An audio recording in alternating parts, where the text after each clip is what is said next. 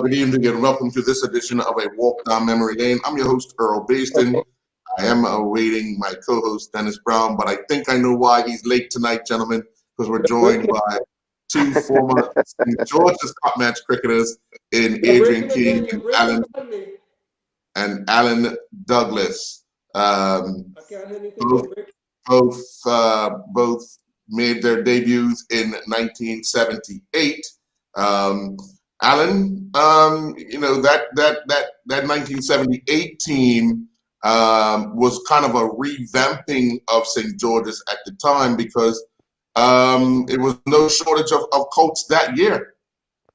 No, I thought that was a great investment. When I look back at that and look at the selectors, Mr. Casey, the guy,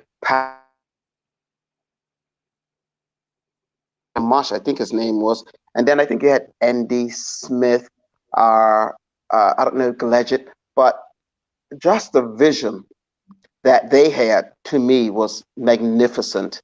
And I often look at that and back at that there, when I think it was 4 or 5 of us, Kingy. It was about 4 or 5 of you guys went as a coat. And it was a bold move by St. George's. We had held the cup for like 20 years, And to do that at that time showed that they looked for the future. And I'm always been indebted to the selectors and their vision.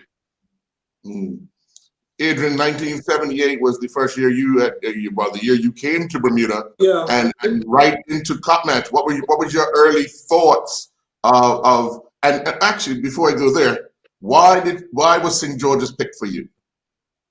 Actually, St. George's had nothing to do with it.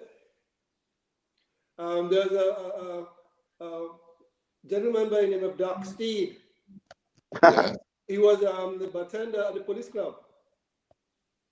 So he used to see the games, the police games. And he said to me one day, he said, "Come here, boy. You want to play for a team?" I said, "I have a team, I play for police." He said, "I don't mean that." He said, "A cup match team." I didn't know anything about the cup matches, right? I didn't know anything about the cup matches. Because probably if I did, I would have gone Somerset because I like Somerset, they were the underdog. So anyway, he said, "Okay, I'll hook you up. The next Sunday, he came and gave me a little card. He says, "A membership for St. George's." Really? and that was it. Everybody thinks St. George's bring me from St. Vincent and brought me up here. I had no contact with St. George's. Doc Steed. Well, there were a lot of rumors. There were a lot of rumors back in the day. Alan, you probably heard these too. The late great Bojangles caught him at the airport and brought him straight St. George's. They did. That's what happened. That's the story I heard, and that's the story I'm sticking with. But the Doc Steed one seems very plausible. At the airport, I was picked up by police transportation. So that's after Bo took him to St. George's, signed the paperwork. That's right. Back to the airport.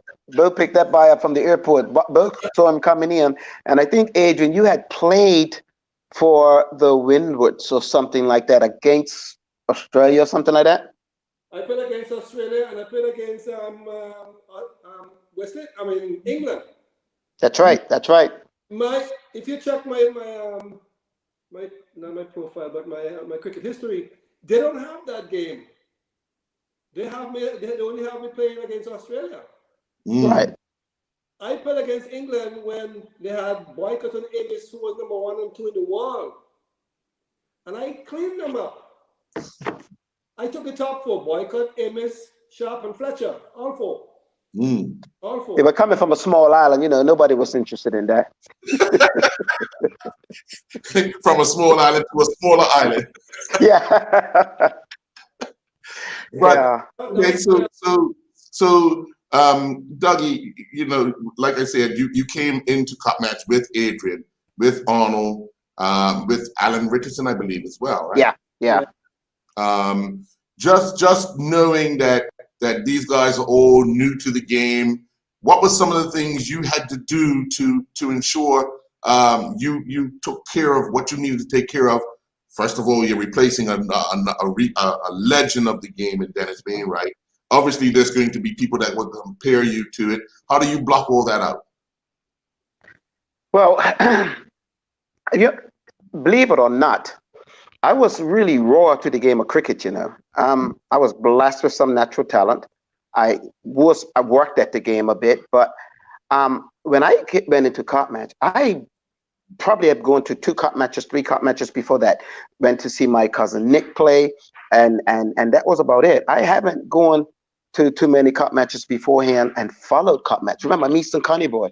So to follow cup match and all of that, and to know that St. George's had the cup for 20 years and all that, that wasn't my background. That wasn't my legacy that I went to cup match with. So I was a young fella, very much a nice little church boy. And Mr. Casey knew my mom very well from church and all of that stuff. And that played a really good part in me getting the cup match, because I was a good fella.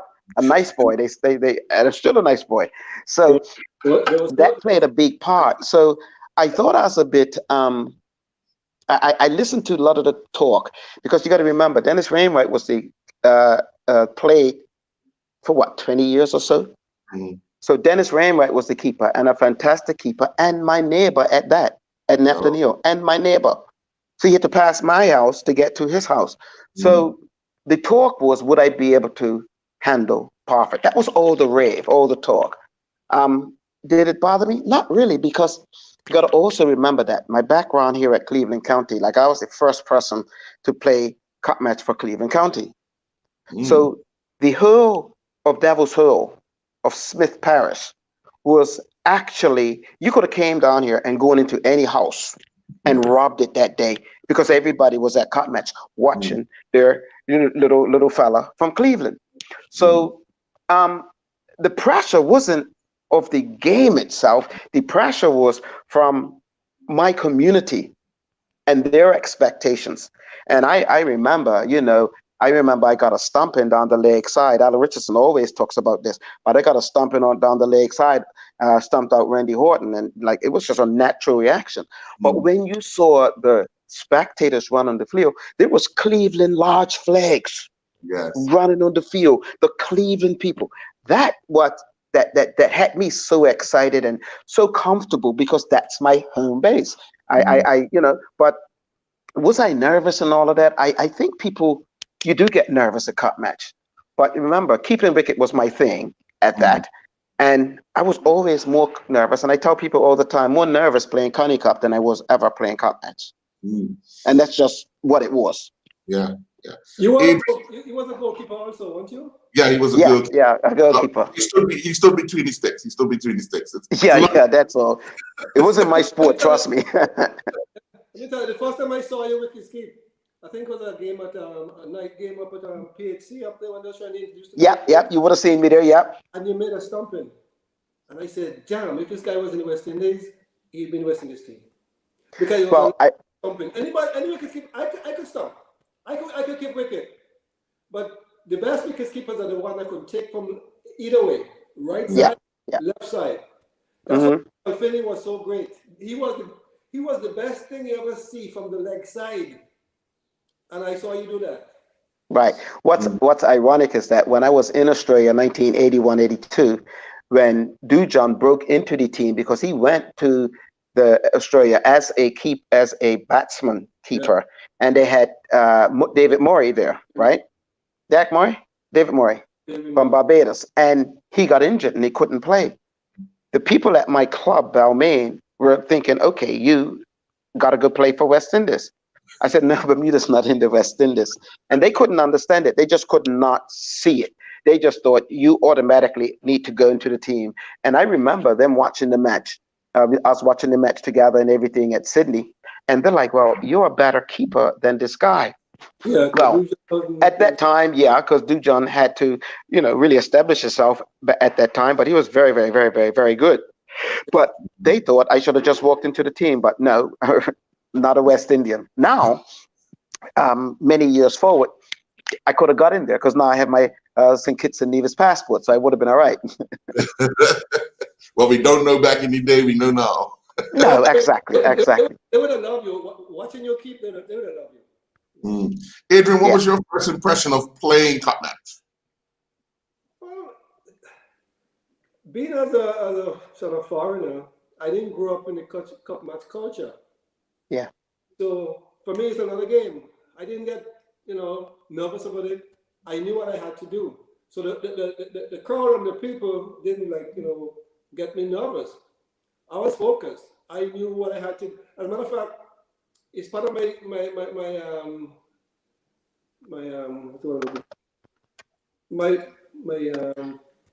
training process. That I usually get to the field before the team, do my warm up, do all my stuff, and then when the teams come, I do a second set of warm up. So I'm always I always used to take care of myself first because as a bowler, it's individual. And when I come from the one no gym, like for you to go in the gym and say with just weights and things, so it's just about running. Yeah. When this game, the game is like I'm home. It don't matter where I'm playing the game, I'm home. And I'm gonna try and control who's in there. Yeah. Okay, because the first thing you want to do is make the batsman feel insecure, and then they start guessing. Yeah. I think the only person I know that works as hard at their game as an opening bowler and warms up early like King is the young boy from Somerset, Maybury. Greg Maybury. Greg. You watch this young boy. He gets to the game early. He's got these rubber bands, these heavy balls. He's doing everything. No one did as much work. I've seen Adrian King, and he's absolutely right. That man be running like a mile and doing all this warm up before he warmed up with the team. It was amazing the amount of work he put into the game before it started. And to me, that was, I think, why he was able to last long in the game. And that's something I would love to see with our Bermuda players today. But the only person I see do that is young Greg Maybury today. King put in a lot of work. I imagine, King, what on earth did you do midweek, though, if you did all of that before a match? Before a match, I also prepare mentally. I didn't go out hanging out the night before a game. Even just a regular league game, you wouldn't find me out past 11 o'clock. I'm in. I'm playing the game. I'm bowling at everybody in my bed, and I'm bowling at everybody. I'm seeing the two opening bats. Okay, I bowl at them. I take care of them. Who's coming in next? I play the game before the game starts. Yeah. I know everybody who I'm bowling at and how I'm bowling at individual batsman. Well, let me welcome Dennis Brown, my co-host. Mr. Brown, we have with us Adrian King and Alan Douglas, two former St. George's players. Two former Bermuda players. Well, yes. I get to that as well. Two former St. George's Cup match and in Bermuda international players. How's that? Yes, thank you.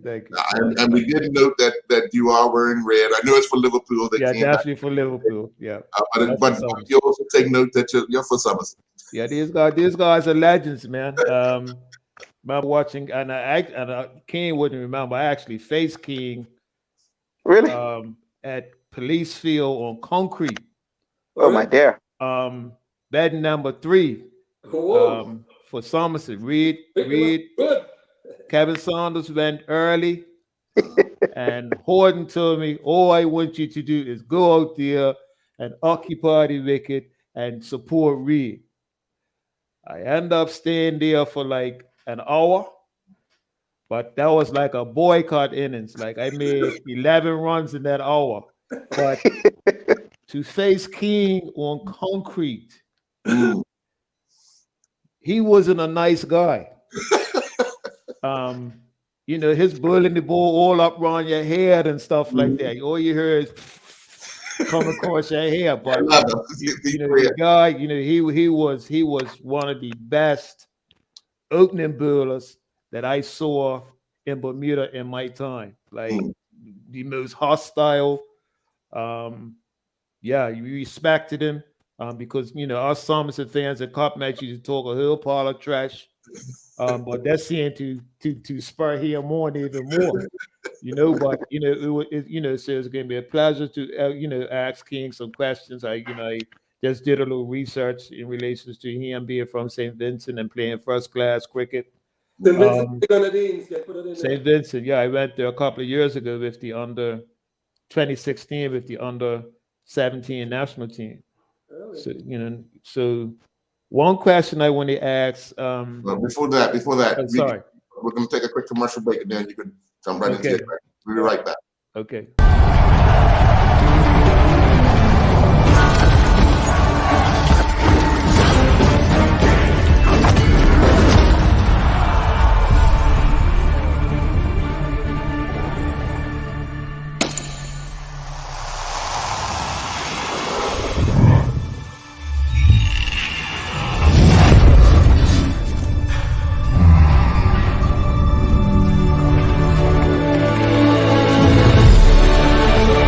Putting down the weapons. You seeing this?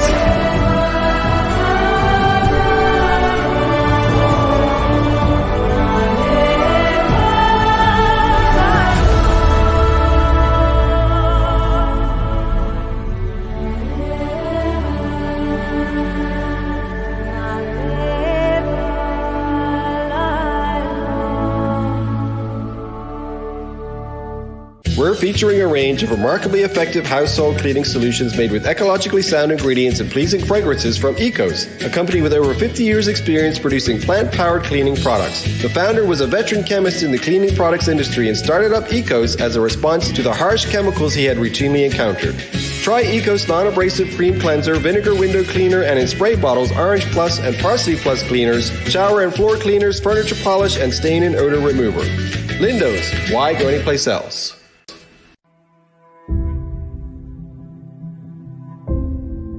I'm also thankful and grateful because my greatest value of my life is my legacy. But why I do it? I feel supposed to do it. I was put here to be here, to do what I'm doing right now. Once I see somebody moving, it's the greatest joy for me. There's a little person being born. I am thankful that people have given me the trust, for me to empower them, from my players to my family to friends, and that's what I'm thankful for. I'm thankful that people have allowed me and trusted me to be in their life.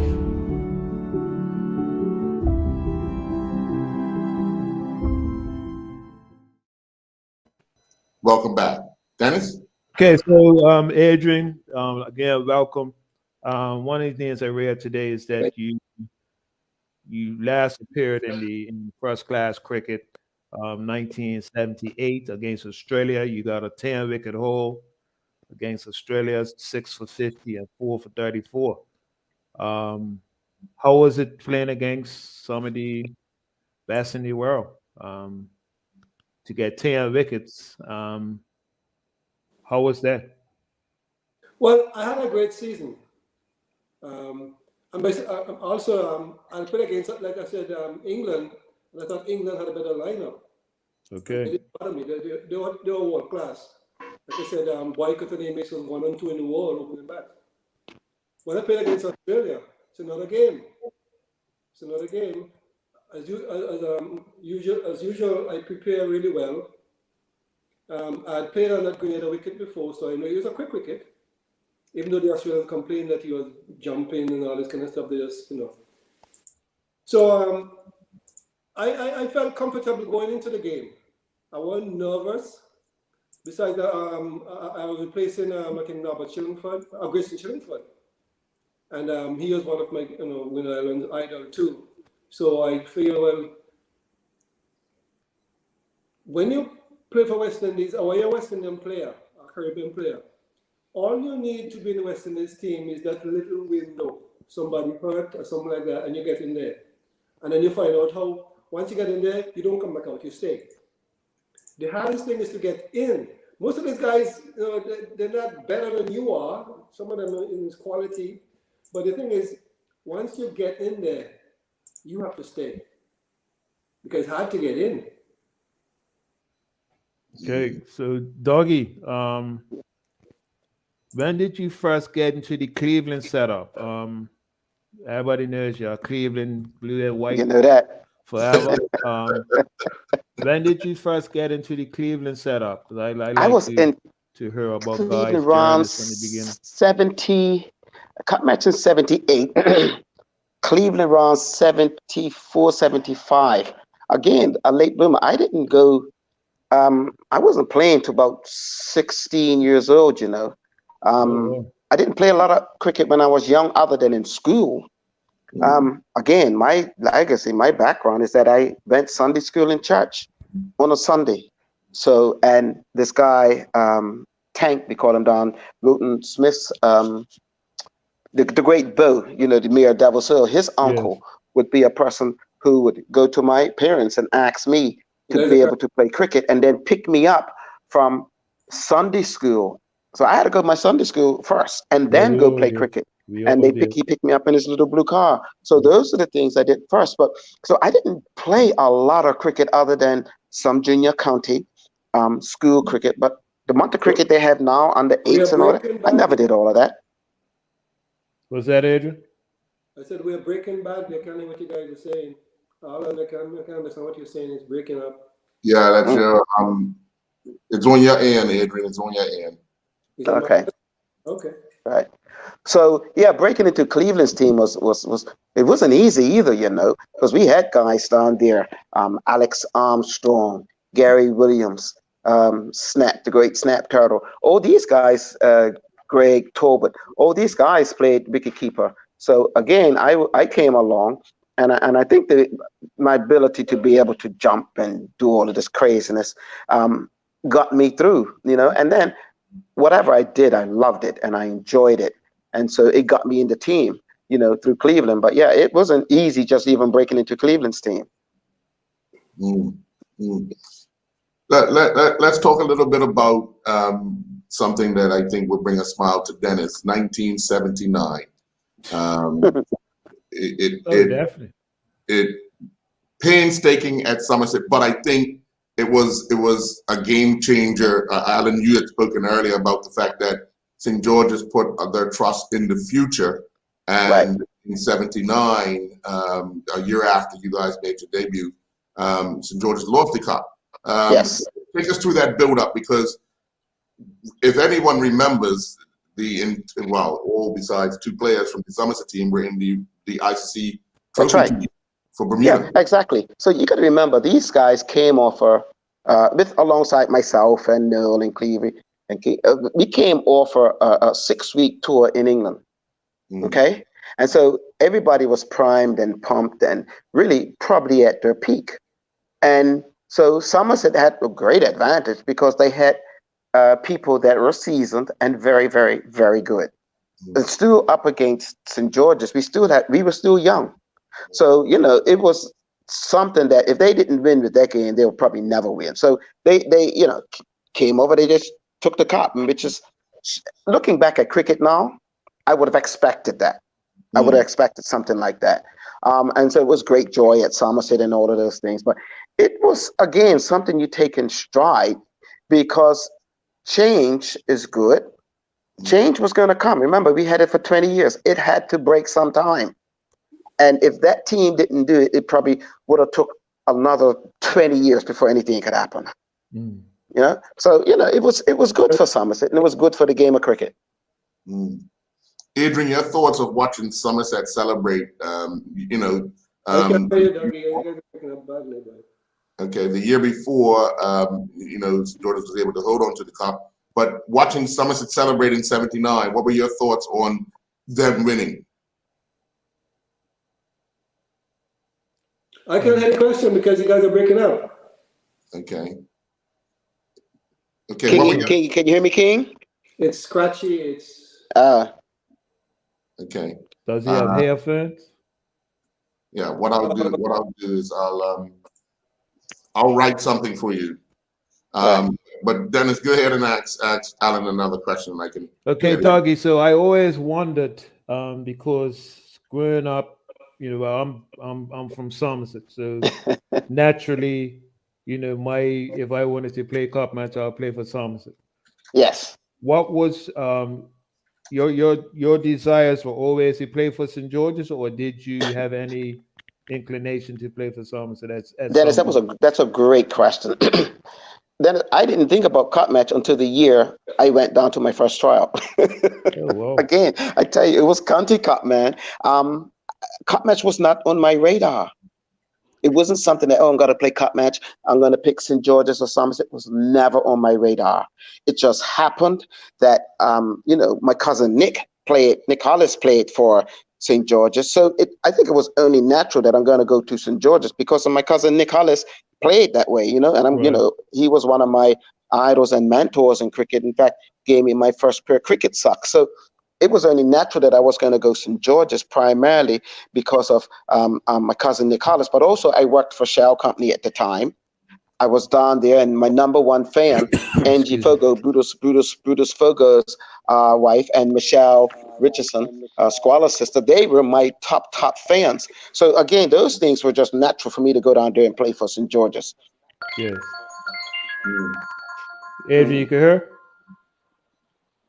Can you hear us now? Yeah. Okay. So I was I asking. put on my headphones. Okay, so I was asking, what was it like to watch Somerset celebrate winning the cup after 20 years in 1979? What was that like for you? Oh, I was pissed. I thought we didn't play hard enough. Yeah, even though everyone is celebrating the game, and I just wanted to just be by myself. Right? I think no one liked to lose a game. So after that game, I competed the guys, but I was pissed. Adrian, I made a note just now. I don't think I ever saw Adrian get excited, whether he got a wicket, whether he's telling me he was upset. I've never seen Adrian upset or get excited. He's just that type of person. And remember, King, you was my roommate over there in England as well. So, and I can attest to the fact that he's early to bed, certainly. Early to bed, thinking the game, rest. I'm not a night owl, but I'm not going to go early to bed. I will come in and King's in his bed, ready for the match. But he's just peculiar because I never saw King get excited. Dennis? Okay, a question for both of you. You don't King. so the object is to win the game. And getting a wicket or two, is not in the game. The game is over when the last 10 batsmen are out and it's in your favor. So I get motivated because I want to get more wickets. I want to clean the damn team. So I don't show all this emotion. Even like you get more emotion from me when someone is like drop a catch. You get a few F-bombs from me there. But I usually go and say, I usually go and walk and quiet and tell the player, that's gone. Get the next one. Okay, because we can't fix it now. It's gone. Get the next one. But I got them off. You can ask the police players. They don't know what we do. We've been careless and lazy. I walk in my butt after you gotta take these catches. You have time to see the ball. You're almost halfway in the boundary before the slip is. You have enough time to see the ball. Slip catches, not dropping catches. Because they have so much time. The slip is almost the same length as the wicket with the position to the slip are. So. Whoa. You have enough. Some catches do come quick, and the instinct gotta react. But that's your job. You're in position because you're a specialist. You're good there. So no excuse when you drop a catch. Meanwhile, I have to go and get this guy out again. Okay. Question for both guys. We've been fortunate in Bermuda Cup match to have some great West Indian players. Rupert Scotland, Lionel Thomas, Tyrone Smith, Adrian himself, Colin Blaze, Reed. So I'm going to pose a question to both of you. Who was the best West Indian player, in your opinions? Adrian, you can't say yourself. Why not? If he's the best. Best West Indian player to play in cup match. Mhm. The best West Indian best player West to Indian play to in play cup match. Good, Adrian. I would say Tommy. Who? Lionel Thomas. I'll be my pick. Lionel Thomas. And why? And why? Because Tommy was cool also. And when you talk about never seeing me get upset, I've never seen Lionel Thomas get upset. He was cool, he was reassuring, he was always supportive. Yeah. And when he played for team. He never played for himself, he played for the team. Other guys get carried away and be selfish. He was a total team player. He had no problem coming and tell me sometimes, or tell me off about something I'm not doing right, which was okay. The other cricketers, they won't do that because maybe they're afraid of me. But let us come up to me and say, listen, so and so and so and so and so. This is what I think you should try. Dougie? Well, Emma, it's a lot. It's a lot for me. It's a lot, and they all brought something very unique. But I'm gonna go out on a limb. One person that knew the game very, very well, loved the game, but to me was a scientist of the sport, was Jumping Jack Hines. When he bowled and set his field, and I was just talking about him this afternoon, in fact. So if I had to pick a bowler, right, that's going to get me out of trouble out of the West Indian guys, I will pick Hines. I will pick him. If I was picking a batsman that was going to bat for me out of the West Indies, Lionel would have to be in the top two along with Winston Reid. Those guys were, and again, one thing that I liked about a lot of the West Indian players, and it must be something because they came into this here from the West Indies. It wasn't like growing up like a Wendell or Clay or the Mabers from Somerset, Somerset's their thing. I found most of them very happy to go in the background, not try to be out in front, and let Bermuda and Bermudians enjoy their cricket, enjoy those 2 days. I didn't find them wanting to be out in front. I can't think off the bat any of them were like that. But they were to me, a lot of them were humble people, but loved to contribute to the sport. Like, it almost appears that they were coming and knowing that I didn't grow up in this, but I'm going to give what I have, and I'm going to add to the classic. And I think I could put myself out on the limb and say, to me, that's what they represented coming from the West Indies and did for our cricket. Well,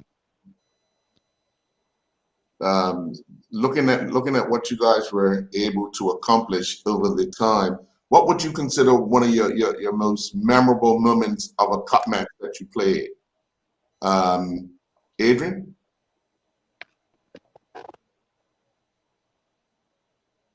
Was that me or Dougie? You, Kingy. Most memorable cup match? Let's see. I think it was the first cup match that we won, when we won the game. Yeah, because the Dodgers didn't have the cup. So that been 80. It's already 83 with Clevey. Yeah. So it's always good to get your first win. And from there, you want to build on that. So, and it's always it's a good stepping stone. You could see where your weaknesses are and what you need to do next time to get yourself better equipped, how to be able to hold on to the cup. Because once you spend such a long time trying to get stuff and then you eventually get it, you don't want to win next year. And I think others did that. We kept the cup for as long as we could, and then I think only while I was playing there, we had one loss, I think, and I think it's only one loss we had in Somerset. I'm sure about that. Alan? I think with me, it was a year down St. George's, man. It was overcast. Had some rain as well. I can't tell you the exact year. But St. George, Somerset were putting some licks in us, pa. Mabry was coming in from the eastern end. Mm-hmm. And Mabry was swinging that ball. And you know how Mabry had that gangling little run and the arms and leg come up. And he was doing his big inducker, swinging in big, whoosh, whoosh, whoosh. Man, he had sent back some wickets, man.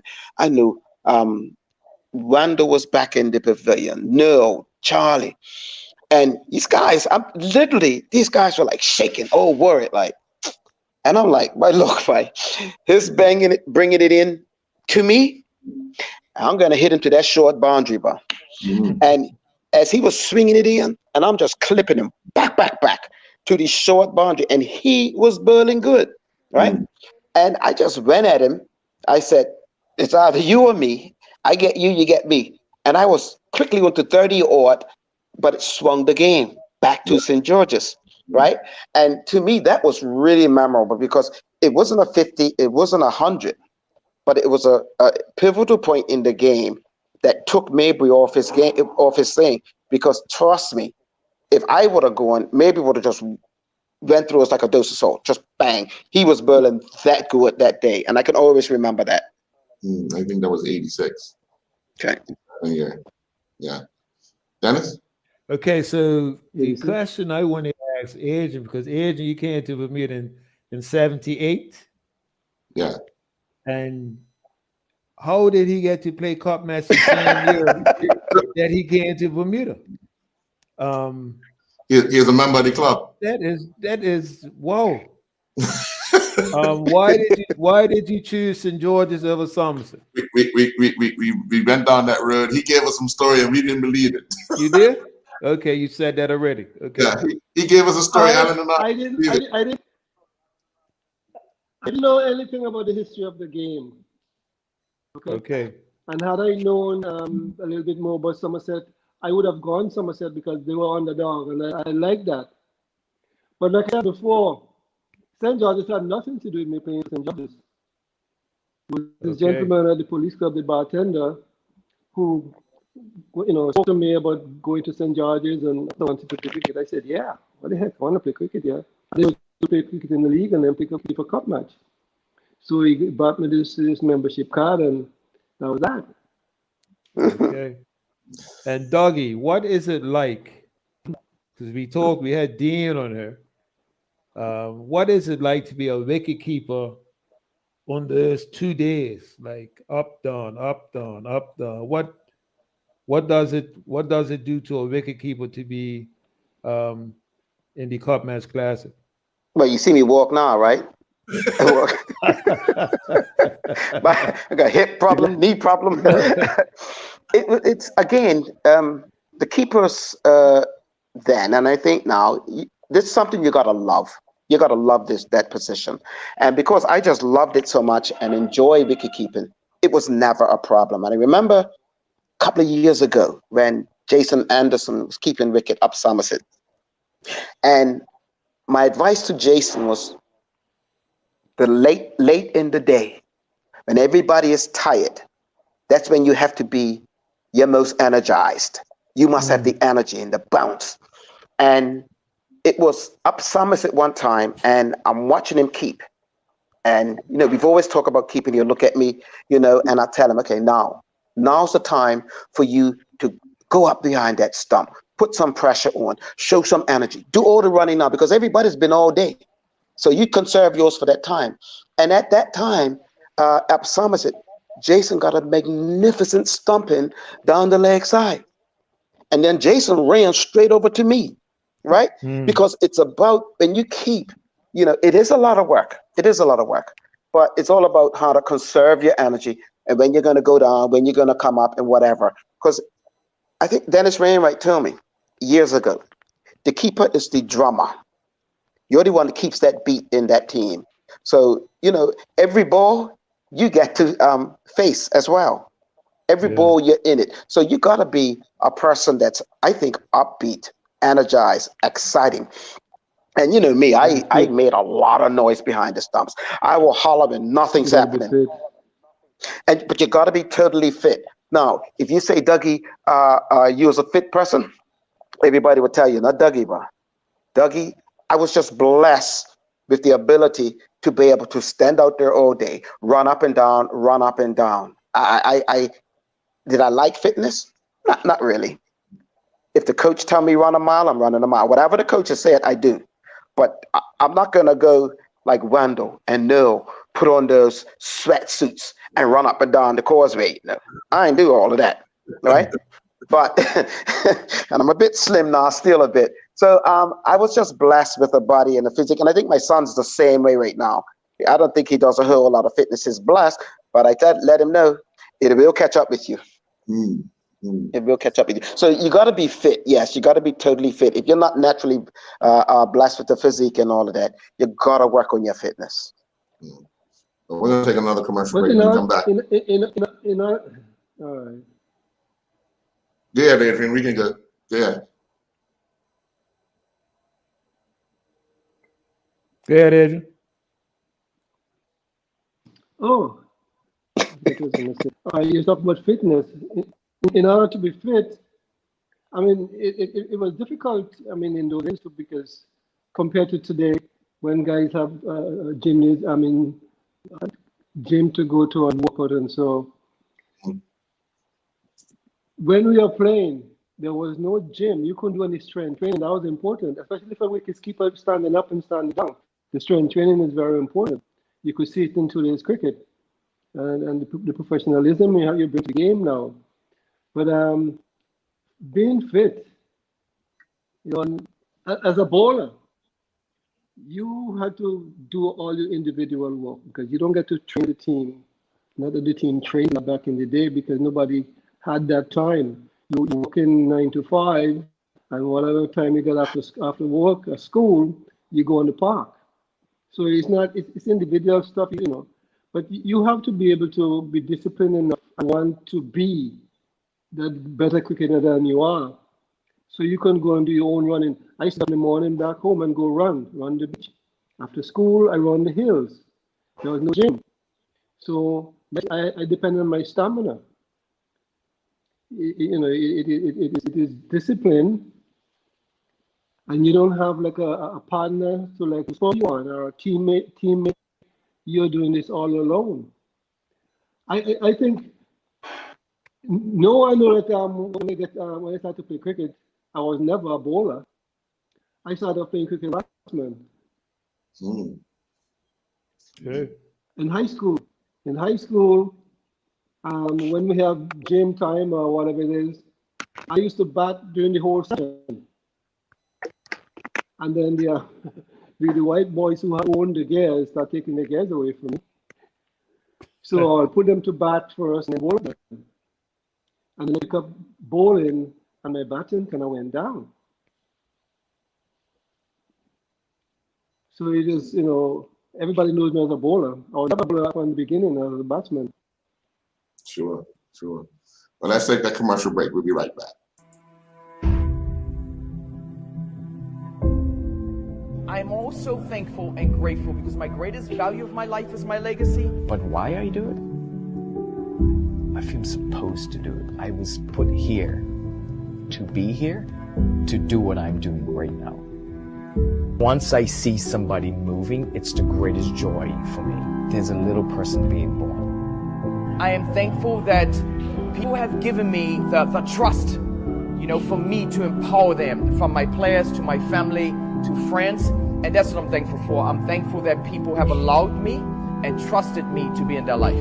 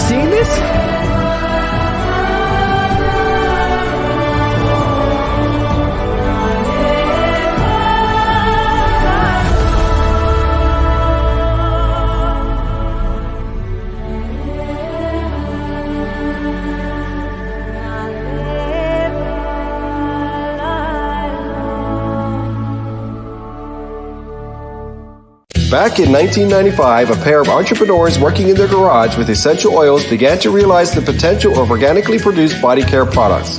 Now, in a 56,000 square foot facility, EO products are shipping to millions worldwide, an inspiration to aspiring family businesses to be sure. EO products were the first in their field to follow the quality and safety guidelines established for organic foods in their production of high-end organic body care products. This month we're featuring EO Lemon Coconut Lotion. Lindo's, why go anyplace else? And welcome back. Dennis? Yeah. On a light note to Dougie, I was going through some old newspaper clippings today, and one of the questions that were posted to you in relation to your pre-match routine. Yes. You remember one of your answers were? Well, one of them was always, I tried to.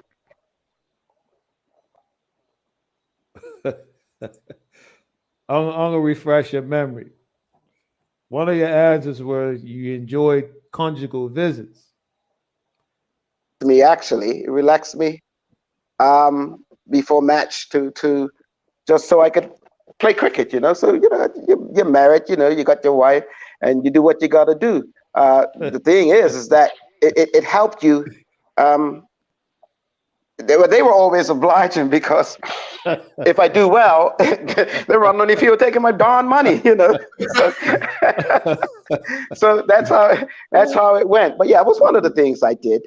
Another thing that was always important for me, though, it was knowing that I'm playing either in St. George. I leave from Davos Hill where I stayed, right, and or I would drive past my my field, Davos Hill Club, Cleveland County Field, because it was important from where I came from, the little community there.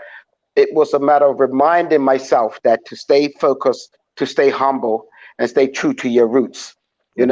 Cup match is big, huge, but I wouldn't have made it if I didn't start at Cleveland. Now, here's what's ironic today.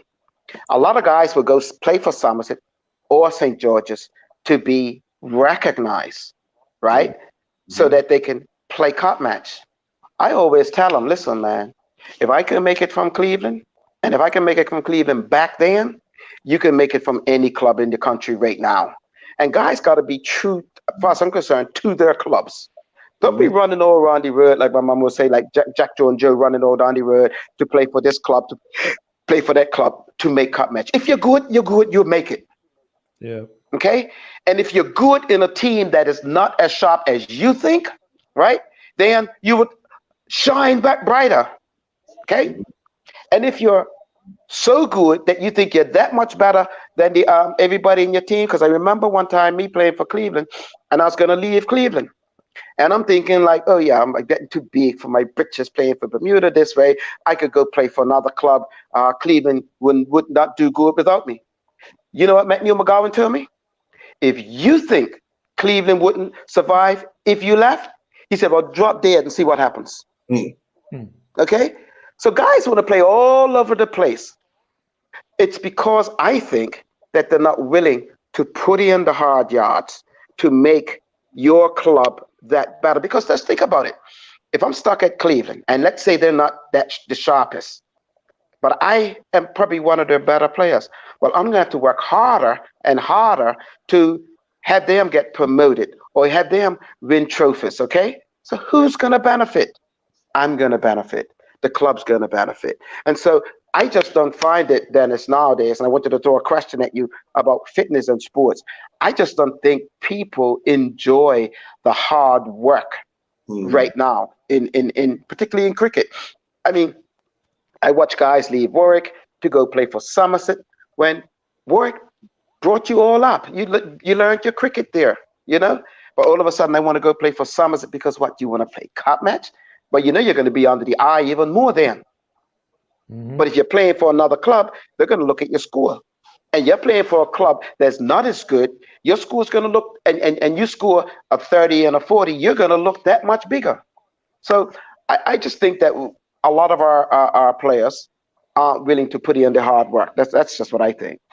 they all want the success, but don't want the work to work for. That's it. Yeah, they do. They want that quick success. But what's that from? I mean, we got microwave now that cooks your food faster. You got these little instant pot of foods and all of that. More people are spending money out to have to eat. So I think that plays a part in it. That didn't help us.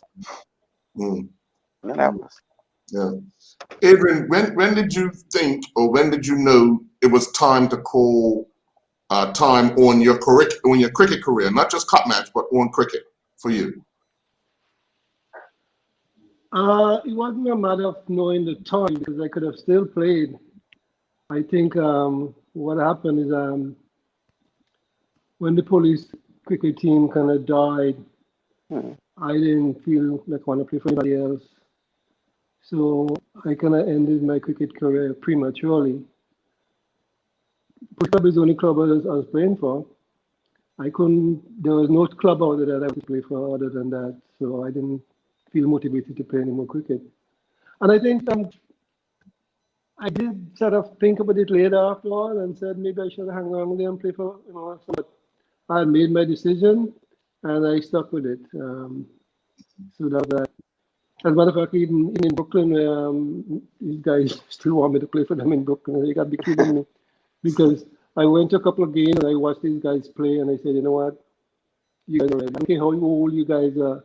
I'm not gonna come to do all that garbage you guys doing out there. Really, I'll sit and watch you guys and I'll go when I finish. So it was kind of premature. I kind of finished, but I did it because there's nowhere I'm going to play one of those other clubs. What about you, Alan? When did you know? Well, let's talk about the cup match one. The cup match one was hilarious. And it's still similar in St. George's to today. And I put it out there and let St. George's people come tell me about it. If you come from St. George's, you're all right. So with me, the year before I called it quits in St. George's, that's when St. George's wanted to put me in the outfield to play. And I thought that was ridiculous and stupid, okay? Because it was either me or Dean. So I played that year on the outfield, and I had a lot of fun on that outfield, okay? And I was not into the game, you know. You're not going to embarrass me. I wasn't into the game, unfortunately. But what was interesting, it was that the next year, and I was still working, trying out for cup match, but it was a big article in the paper. And I told them, if you're not going to pick me to keep wicket, don't pick me at all. I told the St. George's selectors that, don't waste my time. They picked me. I kept wicket. I said, now that's it. I'm outie. And I got man of the match that time there, you know, made some runs and all of that. So I did very well. But that was, to me, like, I got to get out of this, because I still had lots and lots of time left. But let's face it. Let's call it what it is, and let some people say what they got to say. St. George's are going to play their own. And that's why people gravitate toward the club to play for them, because they think they're become one of their own by being down there. That's not true, you know, because if you don't come from St. George's, you're not one of their own. All right. So if you keep going down there thinking that you're going to play because you play for St. George's, no, don't do that. And it's the same thing goes for Somerset. Don't just go there because you think you just want to play for cup match. I don't do that, you know. But when they did that to me, I say, okay, yeah, game, set, match. I could do a hell of a lot better than other things.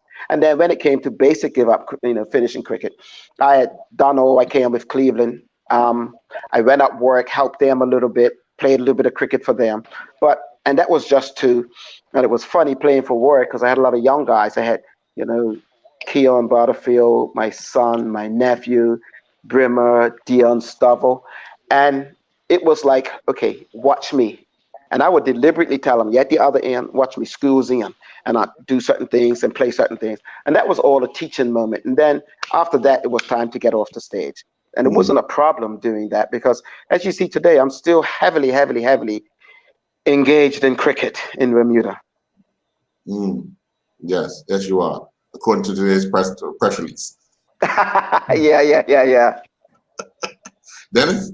Okay, so to both guys, So looking back to 1982, because I think Bermuda got to the finals. At the They were ICC. Zimbabwe. Yeah, playing yeah, against Zimbabwe in the finals, and we were playing against Yeah. Bangladesh, teams like Bangladesh, who are now in the yeah. Test Arena Test. one Yep, day, yep. Zimbabwe, Yeah, they Sri have test Lanka, status, yeah. Sri Lanka. I mean, if we had the same format to get into the World Cup that we have today, you guys would have made it every time you played, because I think you got to the finals twice or three times or Yeah, something. yeah. The semifinals, yep, we did. So, how was it just looking back, to be competing against those test nations and all, like Bangladesh, Sri Lanka, and Bermuda, just whittled away out into the wilderness? How do you Yeah. think about that? King, you give your spiel on that one, Kingy. Well, the thing is, one of the problems Bermuda have is the Bermuda is a small island, and you don't have the resources, you don't have the pool to draw from. Sri Lanka is like a sort of big nations or whatever it is. So they have a lot more cricketers, a lot more youngsters involved in the game. When we played against Bangladesh, the guys were running from me and L. They were running. Yeah. And I think 3 years after, those guys got test status because they hang with it. They have a really good program. They're very much involved in it. I remember one time talking to a trainer, Olympic trainer from Australia. His last name is King. You do not work in Boston, and I raised my hand and asked a question about what is it that Australia is doing that they consistently produce fast bowlers. And the first thing he said, there's got to be a West Indian man asking a question. American ain't asking about cricket, must be a West Indian guy. Where you from? So in talking to him, he said we ain't doing anything different from what West Indies is doing with Andy Robertson, with the quartet. Robertson and Holding and who's the other guy now? Big Bird. Bishop. Yeah, Ghana. Marshall. He said Marshall wasn't in that time yet. He said, we're not doing anything different from what you guys are doing. What's different with us is that our youths are excited about cricket. He said, we have academies and they're overflowing. We have to turn back people. But all this is related to the fact that we have a very, very good economy. You see, Australians are excited about the economy. He said in the Caribbean, you're going the opposite. That has a impact on your players, because while we have nutrition training and all this kind of stuff in the Caribbean, they don't have that. So the kids, you have more kids coming to the academy, more kids getting turned back, they're overflowing. You can't say that for Bermuda. Every year we're scrambling to the 11 team because you don't have a big pool to pull from like other countries. The same thing with Sri Lanka. All these guys all of a sudden now they test status and they're powerful. So and in that game too, when we played in the finals against Zimbabwe, I thought we made some just errors there. We should have won that game. I was pissed after that game. Yeah. When we batted, we didn't take advantage of the running between the wicket, the quick singles, and so we are trying to hit boundaries from a really big ground. And shots that we're hitting for two, trying to hit for four, you could have doubled that twos. The other thing is, in that game, I got hurt in that game.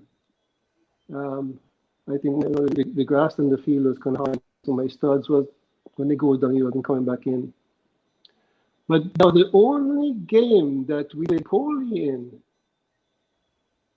Because had we stick to our game plan, we just need a couple more runs to win that game. If we had scored 15, 20 more runs, we'd have won that game.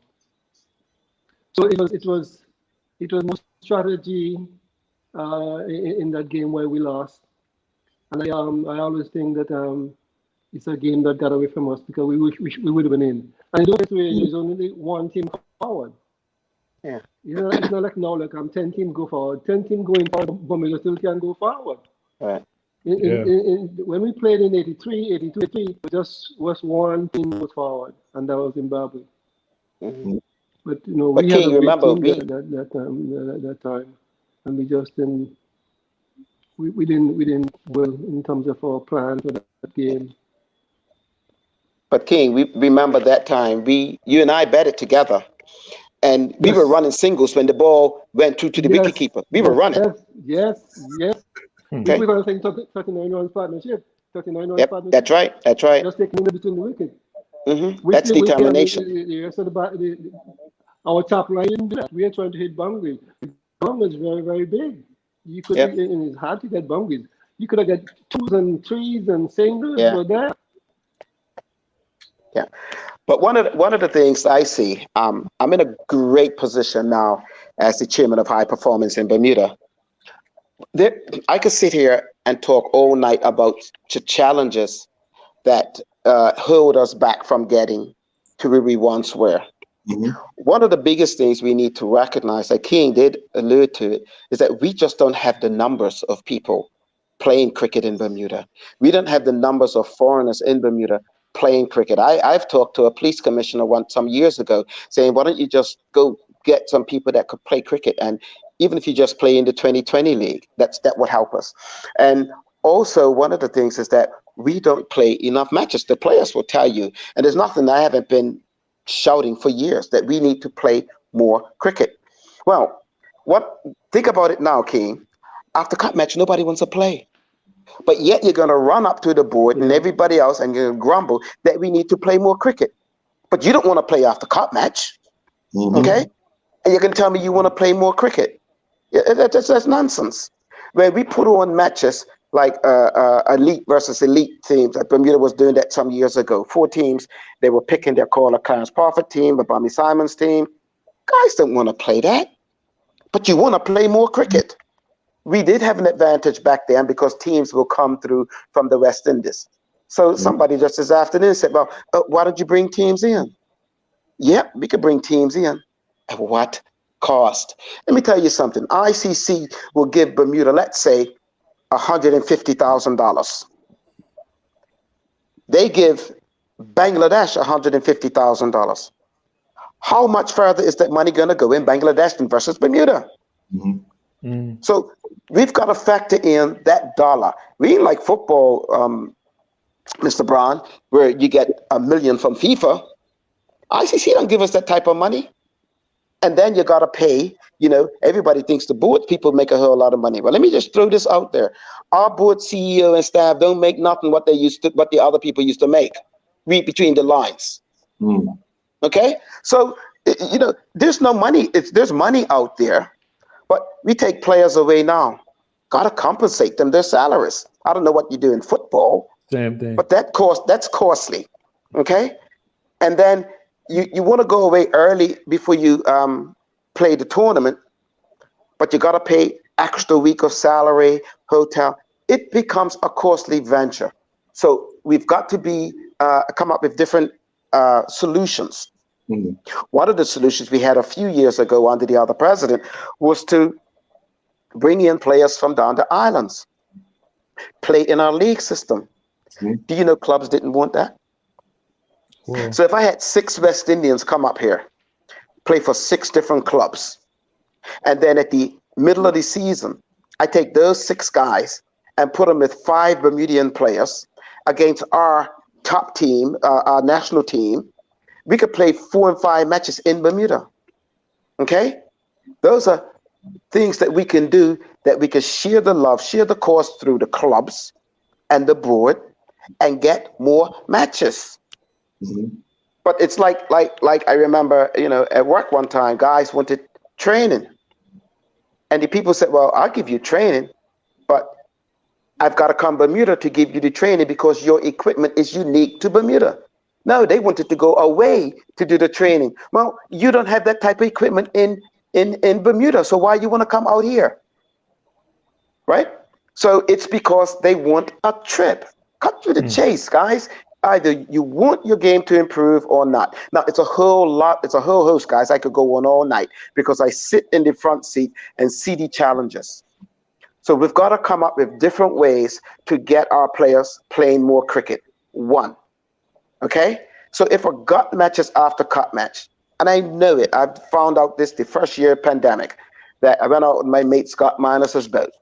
And I will tell you guys, it's beautiful, Bermuda. And the water is lovely. Trust me. And so I get it.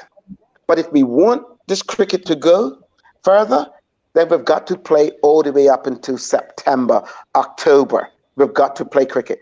But then football's coming in, and football wants to play football. I got a flyer today. There's some women's football coming out this Friday. Yeah. I'm like, Dennis Brown, get your football out of the way. It's cricket time. But no, they know they have to expand their sport. So they're taking the football and they're going to play in the summer. Mark Lawrence would have us, Rudolph Mark Lawrence would have us playing cricket in the winter. I've done it on the Bull Swan, up Willicott's Field, on the concrete, playing in November. Mm-hmm. Because, guys, let's face it, we do get some good weather then. Mm-hmm.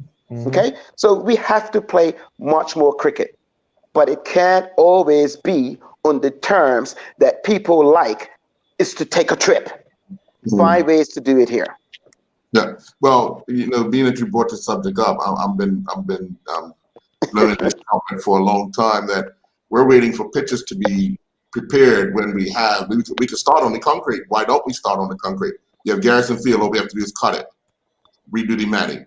You have Shelley Bay, cut it, mark it. You have Royal Naval, Royal Naval. We could actually have matches going on just to get started.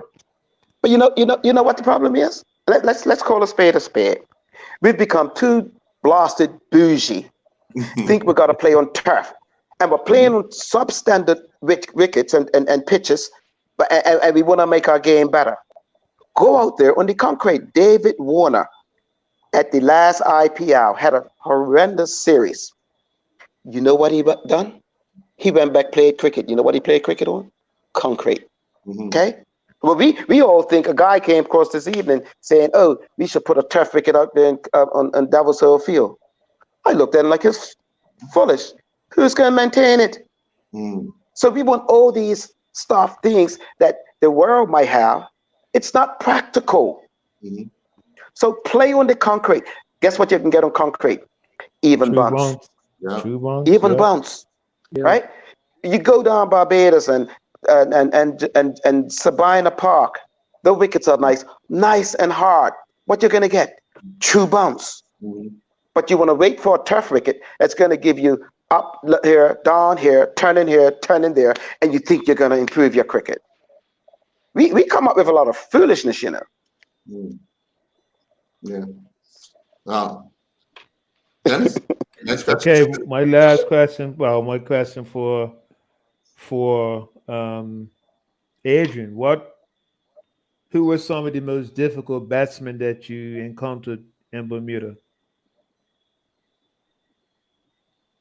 The most difficult batsman? I would say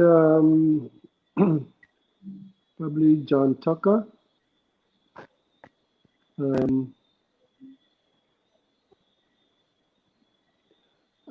I played against a guy called Jeff Pitcher one time. Jeff Pitcher, yeah, he is. You remember Jeff Pitcher? St. David's, yep. I think must have been a 12 game, and everything I bowled went mid wicket. I keep jumping up in the air, thinking about the bowling, and ball went not between like square leg.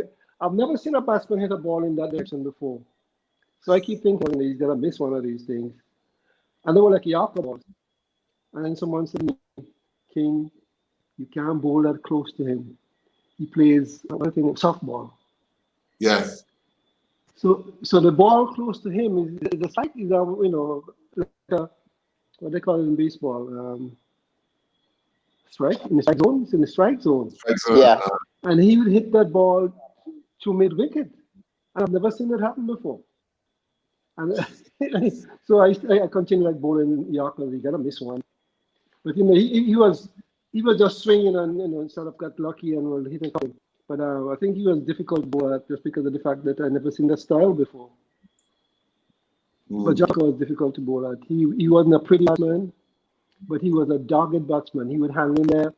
He would sort of get you upset, but he was going in between the wicket, which is important for him, and that and sort of stressful for the bowler, because you could be bowling well and he's still scoring.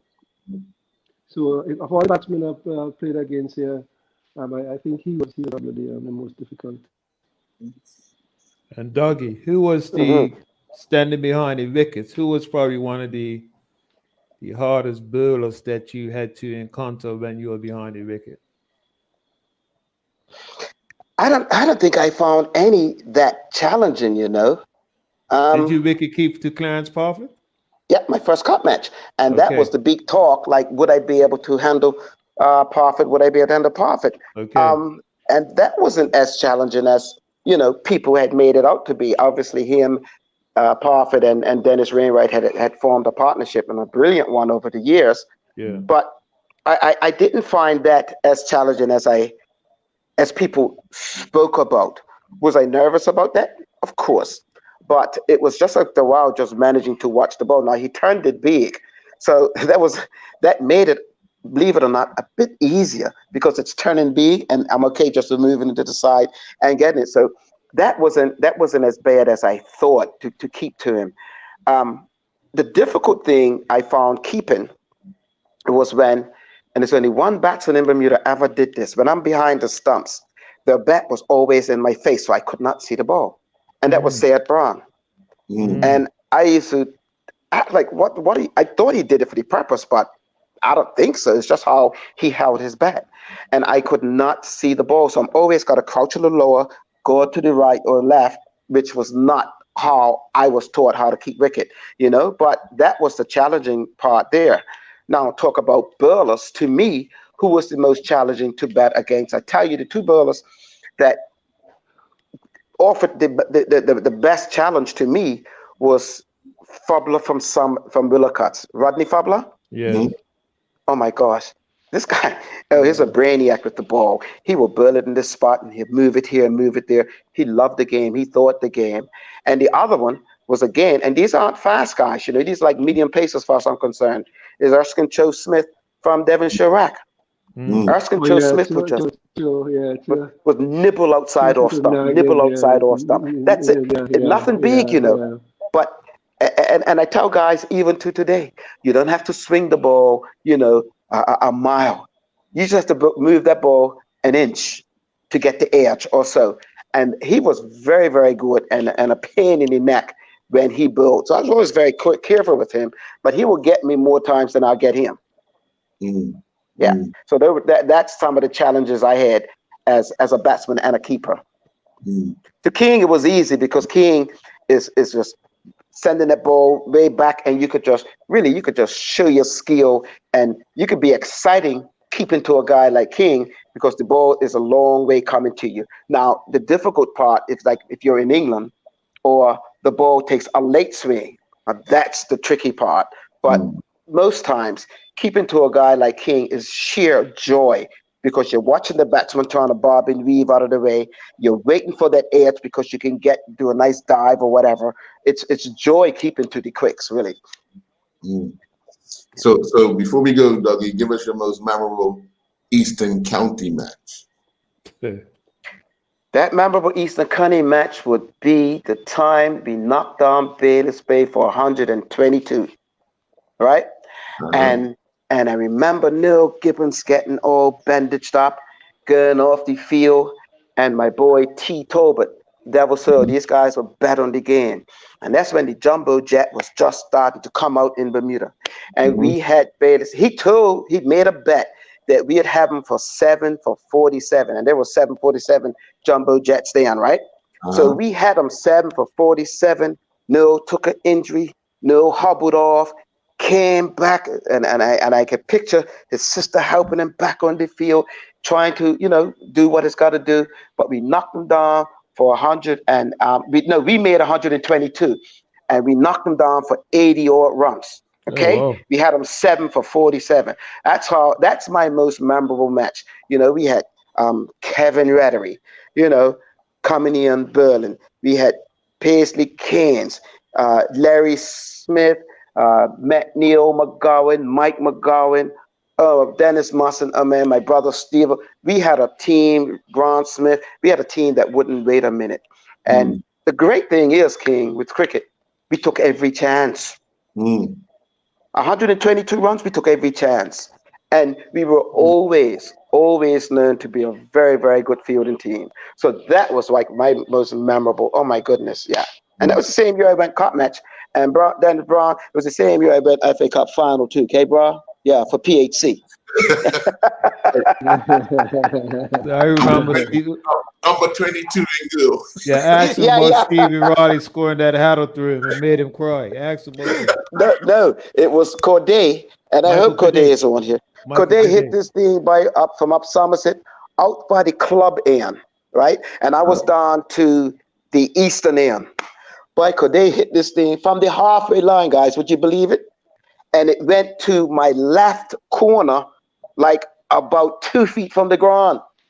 Mine's no more good, but that was some waffless goalkeeping, trust me. But Corday still teased me, but he burnt this thing in. And that's what Neil said, Dougie, go play for cricket, boy. Get out of here. Got the marching orders. Yeah, man, that was it. But then go down there. That's when I went Eastern Soccer League and had fun doing that there. Oh my goodness, that was great. Sure. And Adrian, your most memorable moment or most memorable match with the police team? With the police team? Yeah.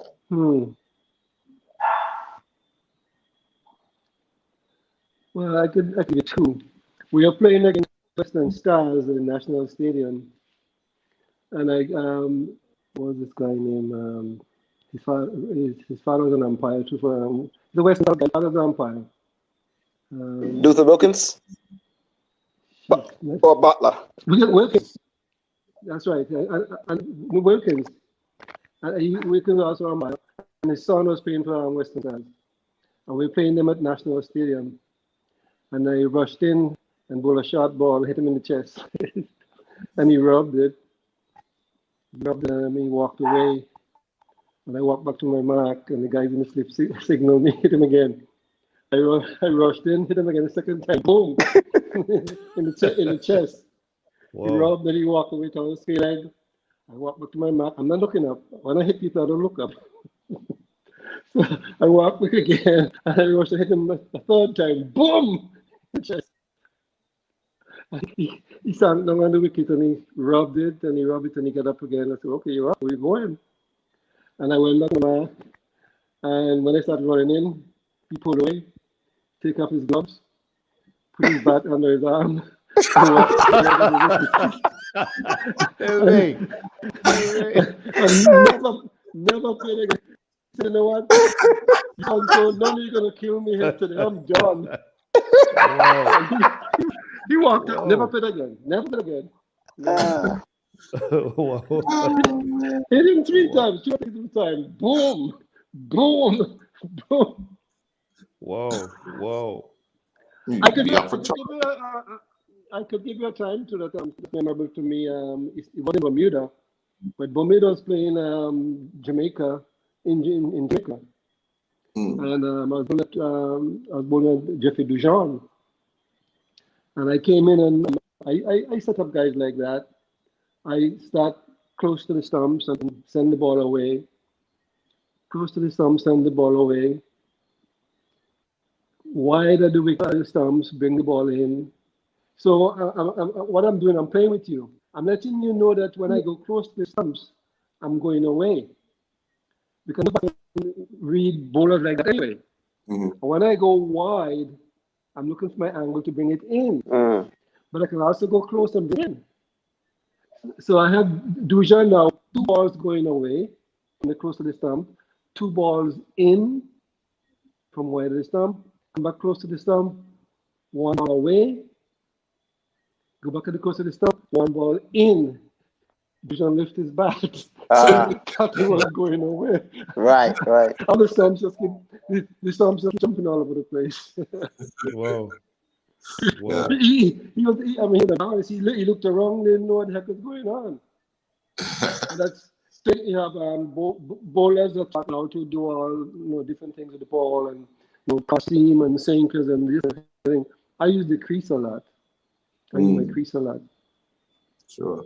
Any final question, Dennis? Yeah. So, Dougie, advice for any aspiring wicket keeper to go to the next level, and King, advice for any pace builders. What's your best advice for any aspiring pace builder to go to another level? But it's ironic, Bermuda we don't have a whole lot of wicket keepers like we used to. Every team had some really good keepers back in the day.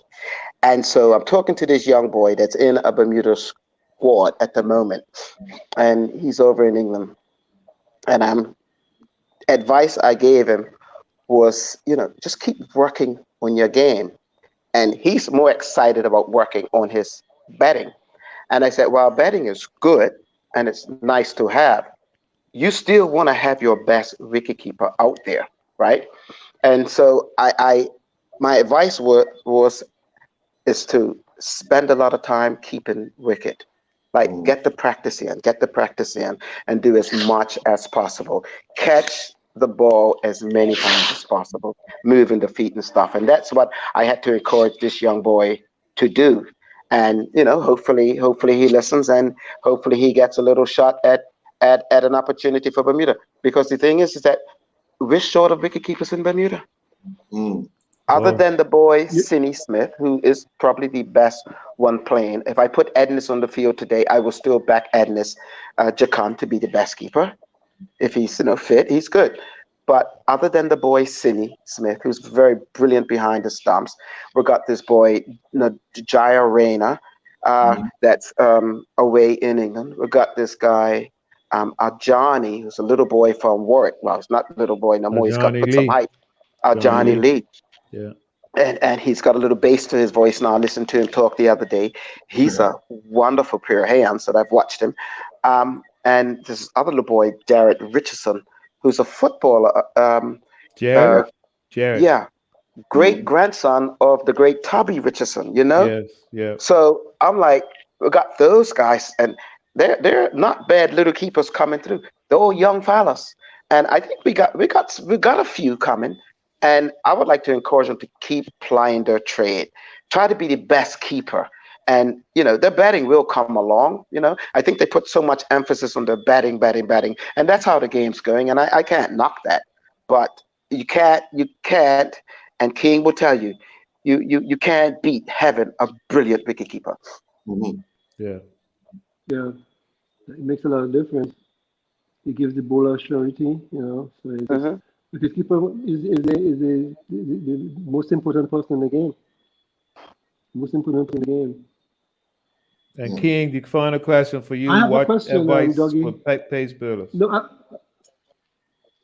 Go ahead. I'm sorry. Go ahead.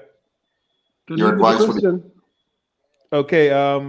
Advice for aspiring pace builders to go to another level. For aspiring pace builders to go to another level. Oh, well, again, Young that's pace builders. that's work and fitness. You have the opportunity now to go to the gym and do strength work. Bowling is more individual than batting, because batting you want to bowl at you. Bowling, you can just go on your own, put a stick down, at bowl box or something like that, milk carton, and you can just bowl at the thing for a while. A bowl at a wall. You don't need to have somebody to bat in bowling, but you gotta work it. First of all, you gotta figure out what the heck you want to do in terms of bowling. What bowler are you? There are a lot of bowlers around the world you can emulate, but you got to pick someone that you think that has a game that suits yours, and try and use that.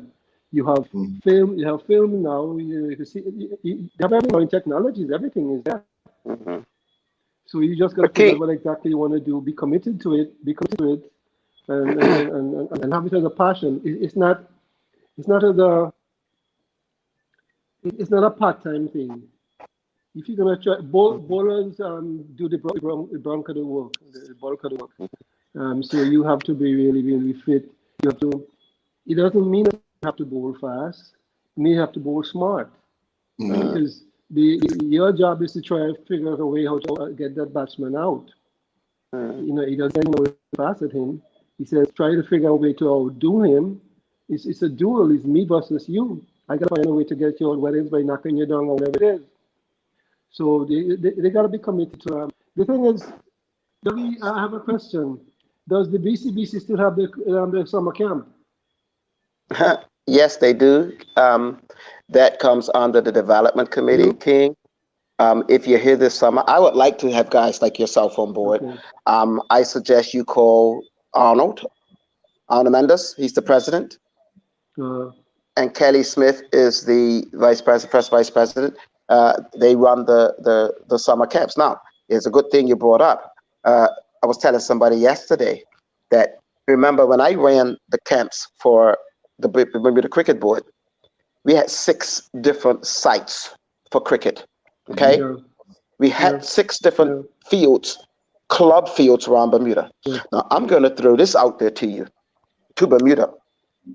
Now we have 1 camp, 1 facility at Work Academy, none at our clubs. Okay, so you want to wonder why areas of our sport is not progressing? We don't have it at our clubs. And don't tell me we can't get summer camp at 4 different facilities, clubs, fields in Bermuda, because you have football going on all these places. Okay, you have some private persons having cricket camps. So why can't we have it? Again, I'm throwing this out there.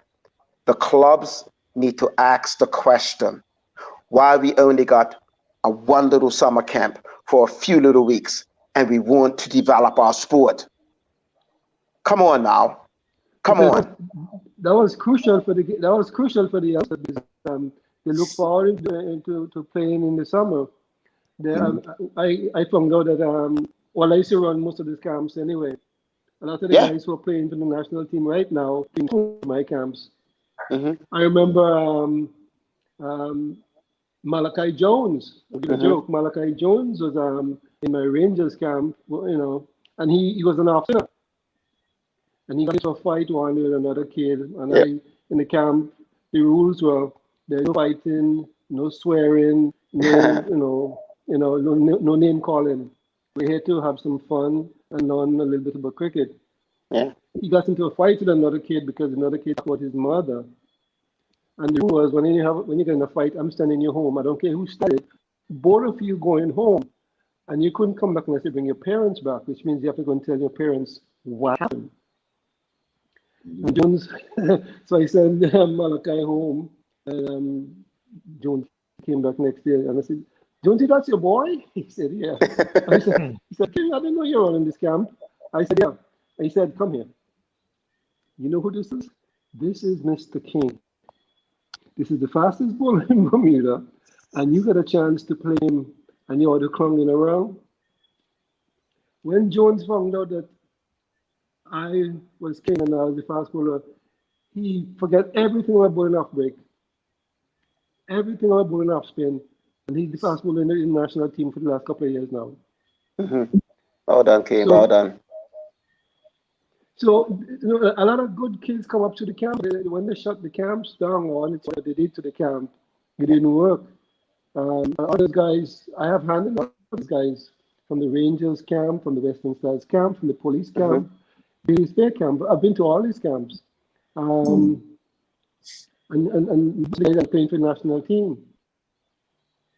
But King, if you could rock up now, King, I challenge you, King. If you go to Arnold and say, Arnold, I could do a camp somewhere, I'm pretty sure you could get the support, because I can't stomach the fact that we're having one camp at one place.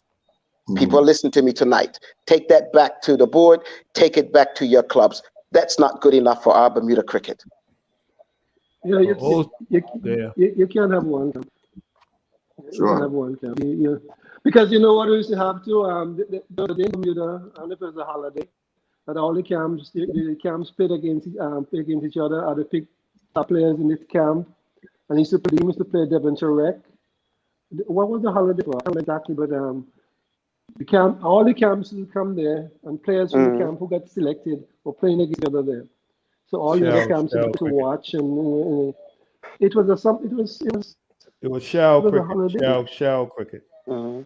No, that wasn't the shell. No, that wasn't the shell. These are all the participants from the different camps. Okay. You're talking about youth and sports camp. Yes. Yes. Yeah. Think about it. If you got one camp. Yeah, think about it. If you got one camp, who are you playing against?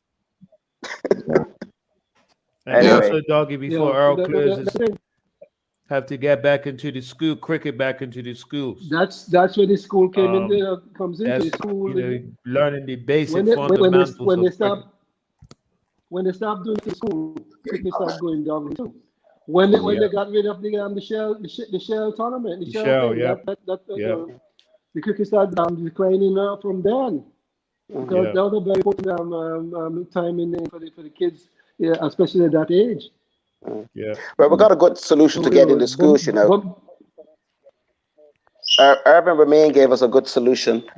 A lot of people that work for government can get seconded. And that means you go, I was helping out Elliot one time. I would knock off 3:30, go down to Elliot's school, work with that team, and that team's going by 4:45. A lot of us could do that. It's a matter of, at the end of the day, is are we serious or not? Listen, there's nothing new under the sun. We had the solutions, okay? And I'm saying this to Bermuda cricket now, to all of us. Like, if we're that serious, make it happen, guys. Stop shucking and jiving. Okay. Sure. Well, gentlemen, I want to thank you very much. You still have to get people who are sort of bring up a positive attitude towards the game, who are really serious about the future game. You just can't have guys who come there posing and for a while because they want the team. You have to have some people who are dedicated and have a plan. You have to have a plan for where you want the game to go, where we are right now, and where do we want our game to go. Yeah. Definitely. Well, again, thank you very, very much. Yeah, it's been great, you guys. Folks, we'll be back next week, Tuesday, with another edition of A Walk Down Memory Lane. Thank you very much, Mr. King and Mr. Douglas. Thank you. You're welcome. You're welcome, man.